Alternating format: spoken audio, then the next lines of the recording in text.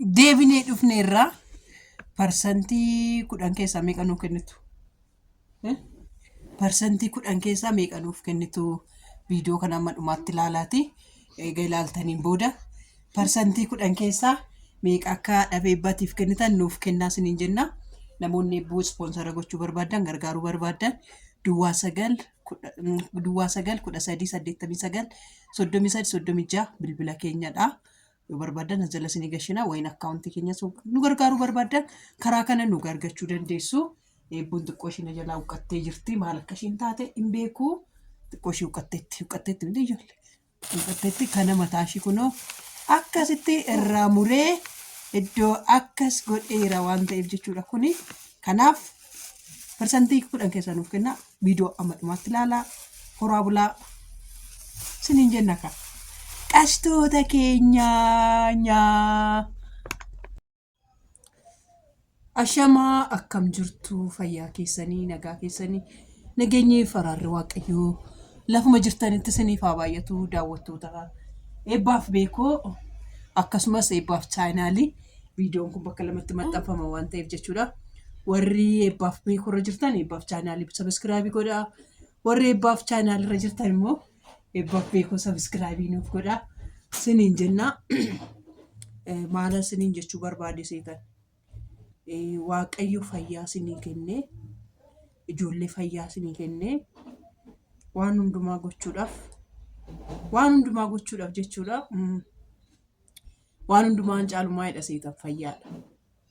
Fayyaa qabaaddan jennaan olii gadis fiiddanii akka barbaaddan taatanii waan barbaaddan gootanii jiraachuu dandeessu. Fayyaa qabdu taanaan jechuudha. Fayyaa qabdu taanaan waan hundumtuyyuu sin akka jiraachuudha. Waan hundumtuyyuu ni qabdu. Yoo uffattanii baatan sinirraa bareedaa. Yoo dhiqattanii baatan sinirraa bareedaa. Kana hundarrayyuu an qabummaa maayidhaa fayyaadhaa jechuudha. Amma mataa mucaa kootii yeroo hundumaa nan guddisaaf jedheen jechuudha. Yeroo hundumaa nan guddisaaf jedhee nan yaadaa. Waggaa yaadee jedhu garuu akkasitti gadi damaddamamaa akkasittiin of hin tuqsiiftuu. Mataa ishii hin tuqsiiftuu. Mataa ishii nama hin dhoofsiftuu. Olii gadi tawwazaawwastii miicuudhaaf maal gochuudhaaf baay'ee nama rakkisa jechuudha dhugaa. Waggaa ishiin xiqqoo ishee jirtu yuutuubii afaan amaariffaa irratti kutaa 1 kutaa 2 kutaa 3 kutaa 4 jedhee akkaataan ishee itti dhahuu ture akkaataan mannoo hidhan ammuma umuriin isaanii dabalamaa dhufu rakkinni dabalamaa dhufa jechuudha. Ammuma umuriin isaanii asii olii dabalaa dhufu rakkina adda addaa irratti argaatii dhuftu. Kaanii deemuu dhiisuun isaanii isaan jeeqaa. Kaatee dhaabattee akka ijoollee akka re'oota ishee fiiguu dhiisuun iyyuu hamma itti dhagahamee bakka inni eekamti. Kubbannuu saaloon iyyuu ishee gannee tooteenyu baay'ee dheekkamti. Inni eekamte jechuudha. Waggaa bira jirru waggaa akkasitti bira teenyu immoo hin gammaddii baay'eetti tola jechuudha. Kunoo amma sin faana taphataa jirtu jechuudha. Waggaa isinitti haasa'u kana baay'eetti tola jechuudha. Kanaaf amma bakka rakkinni hedduun dabalaa dhufaa jechuudha.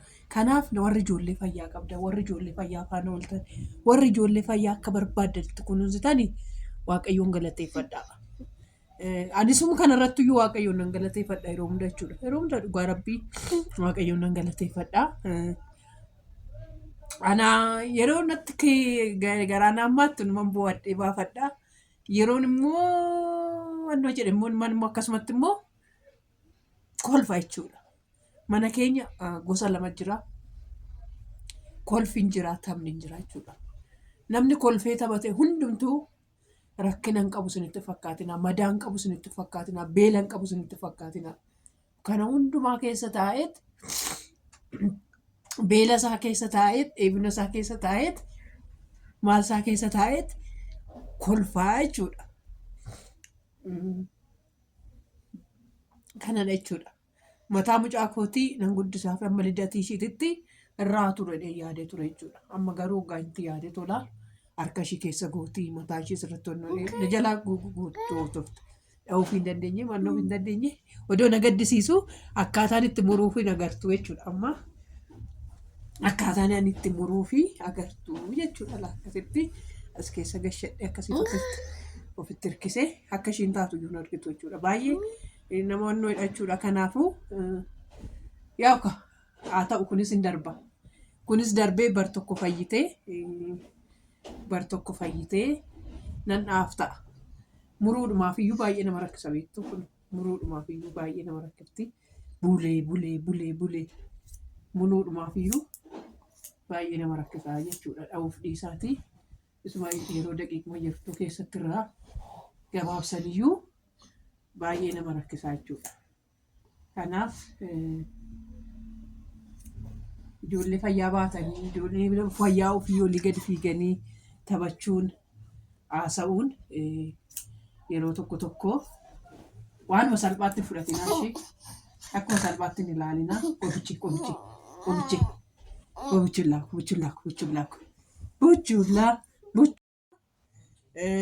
Wannoo jechuudha akkasitti ilaaluuni akkasitti jechuuni fayyaa hoggaa qabanii fayyaan ofii qoosa namatti fakkaata jechuudha.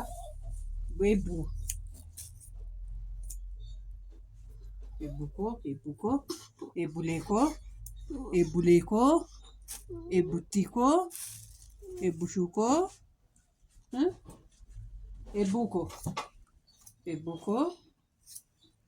koo eebbulee koo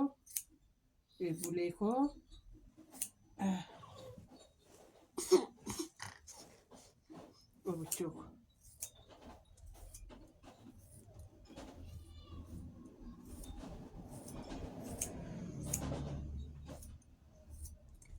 Kunis in darbaamati argeera waan hunduu darbeetu harki abbaa kootii tuqeetu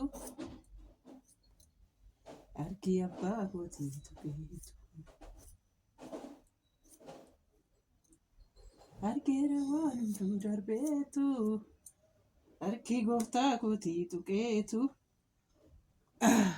Hin darbee argina waan hundumtuu jechuudha. Waaqayyoon hin galateeffanna maaliif jettan viidiyoon amma asirratti taa'an kun seenaadhaa fi namoota haadholee akkas jiraniifis haati keenya akkamitti akka nu guddiftu akkamitti akka bira darbinu nu barsiisaa darbaa jechuudha. Eebbuu haatoo fi akkamitti akka namatti dadhabdee nama guddiftu aarsaa namaa kaffaltu. Warroonni eebbuu bilookii gootanis galatoomaa isiniin jenna. Dhugaa rabbii nama sammuu xiqqoodha namni eebbuu bilookii gootu. Namni eebbuu bira yaannoo itti nama sammuu xiqqoodha. Dhugaa rabbii ani akkasitti ayyaada. Xiqqeenya sammuuti malee beekumsa sammuu miti. Namni eebbuu bilookii godhu jechuudha. Dhugaa rabbii haadha eebbaa hojibban mucaatti haadha eebbaa keessatti. Haadha eebbaa doonteen mucattii kana ilaalaniiti. Mucaati eebbaa qobuchee koo. Haati eebbaa odoo eebbuun jiraachuu baatte akkanan baatu waan ta'eef jechuudha. Kanaaf oduma badii qabaatte haati eebbaa eebbuudhaaf jecha namni aarsaa kaffala sila. Eebbuudhaaf jecha malee haadha eebbaatiif jecha miti jechuudha. Isinimtuu yoo amma fakkeenyaaf haadha eebbaatti yoo gadditan haadha eebbaatti gaddaa yoo ta'in eebbuu kanan gargaara jedhaati koottaa dhugaa ishee.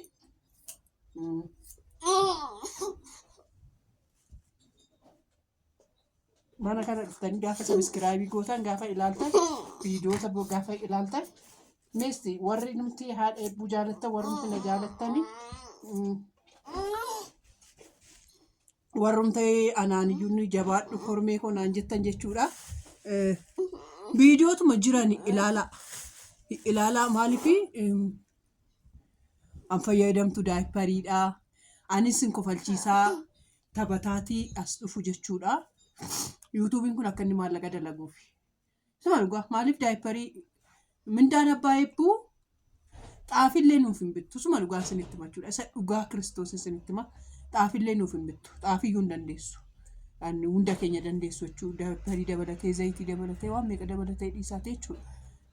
Xaafiidhumayyuu nuuf bituudhaaf gahaa miti jechuudha. Kanaaf viidiyootuma darbanii jiraniyyuu waggaa raftanii banaati lafa nuuf kaa'a. Banaati lafa nuuf kaa'a. Nuuf ilaalaa nuuf taphachiisaa siniin jenna. Yaa cinqii sin agarsiisuu kanarra cinqii ofuma koo cannaqamaa fixaa. Gaafan fixee bareessee jedhu dhuma ishii isinitti agarsiisaa. Akkaataan itti muree haadha eebbaa kormeedha moo sana fiidhas jedhus natti himtuu. Ammaaf nagaan naaf tura.